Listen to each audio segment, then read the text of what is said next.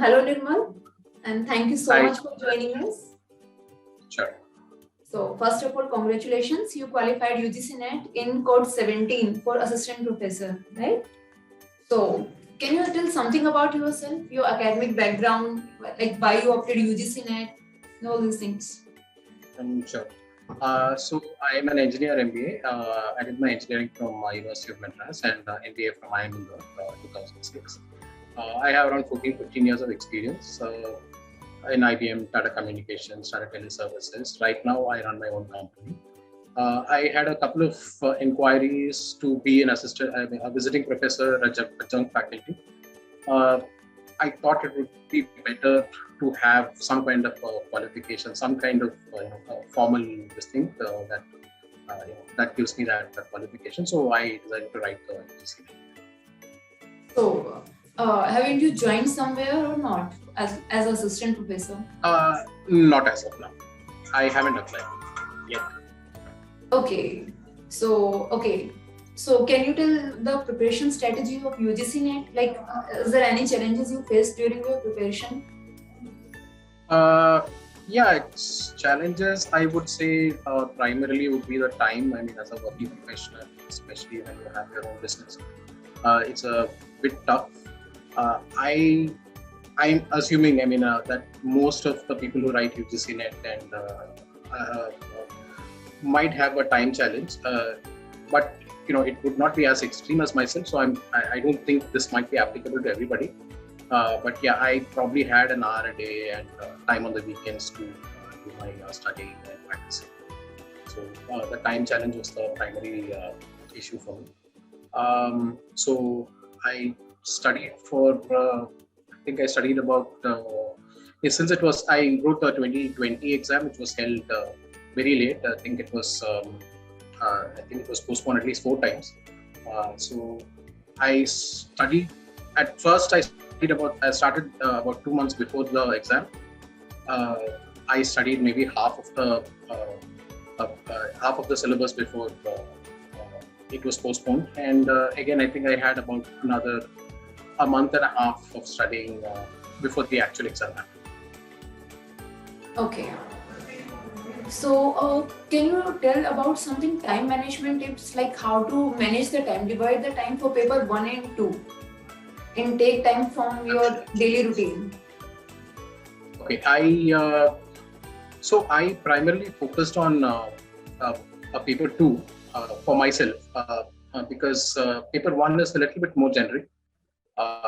And a lot of the subjects a lot of the theories and concepts are something I'm familiar with. And paper 2 requires a lot more, how do you put it, a little bit more memorization, a lot of facts and numbers and dates that you have to memorize. So as far as the studying goes, I concentrated on paper 2 more, and then I studied paper 1. So that was that was how I did it. I don't know if this will be quite applicable for everybody, because I have, a lot of work experience, and I have already studied most of the concepts pretty closely, and I follow them daily professionally. So it was a little bit easier for me. Okay. So what's your future plan?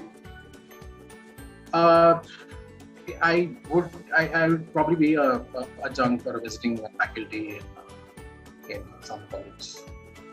Definitely, it's great actually. So okay, so is there you want to say something regarding this? Is there any common mistake that normally people do during their preparation or during their exam? Sure.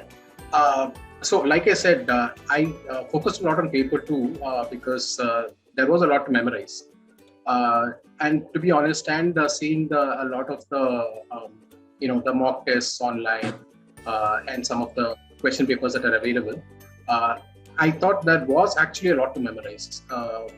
But the truth is, the UGC NET exam did have a significant portion of amount that things that need to be memorized, but not as much as I thought it would be. So if some, you don't really have to mug up that much. So I would say concentrate a bit more on the concepts, broad ideas, broad dates, years rather than days and months and stuff like that. I think that would help. So, any tips for future aspirants? Any advice from your side? Like I said, my situation is a little bit unique. I don't know how many people like me are around, especially in your audience. So my agenda, my why I wanted to do this is a little bit different. Given my background, it's a little bit different.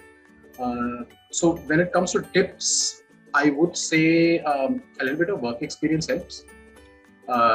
If it comes to just plain studying, I would say, from what I see seen of my professors and whom I liked a lot and who could offer a little bit of life experience to go with it, I definitely like professors who had a lot of life experience. One of my favorite professors was somebody who was actually running his own business at that time, which is kind of what inspired me to do this right now. So I would say get a little bit of experience before becoming an assistant professor, because one of the things that people, especially in the management sector, because some of the things that the students don't like is when professors bring purely theory and can't relate to the actual material being given. So thank you so much for joining us and giving your precious time. That's it, Kapil. Thank you.